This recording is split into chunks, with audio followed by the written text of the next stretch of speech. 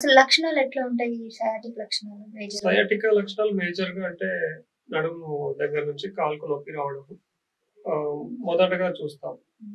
అది కొంతమందిలో ఫస్ట్ నడుము దగ్గర ఒకటే ఉండొచ్చు. హ్మ్. ఆ తర్వాత మళ్ళీ అక్కడి నుంచి కాలుకు రావడం మొదలవుతుంది. హ్మ్.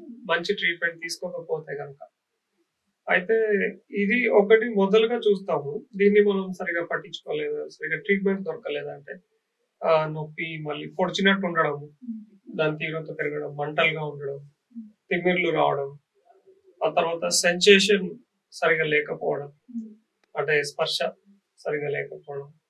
ముట్టుకున్నా గూడా సరిగ్గా తెలియకపోవడం. పాదాలకు తిమ్మిర్లు రావడము. హ్మ్. హ్మ్. మంటగా ఉండడం. హ్మ్. ఇవన్నీ చూస్తా ఉంటాం. ఇంకా ఎక్కువైతే గనుక సరిగ్గా నడవలేకపోవడం.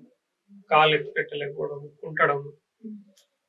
ఆ తర్వాత పడుకున్నప్పుడు కొంచెం అటు తిరగడం, ఇటు తిరగడం కూడా కష్టంగా ఉంటుంది. హ్మ్. ఉదయం లేచినప్పుడు నొప్పి ఎక్కువగా ఉండడం. ఇవన్నీ లక్షణాలు మనం చూస్తూ ఉంటాం.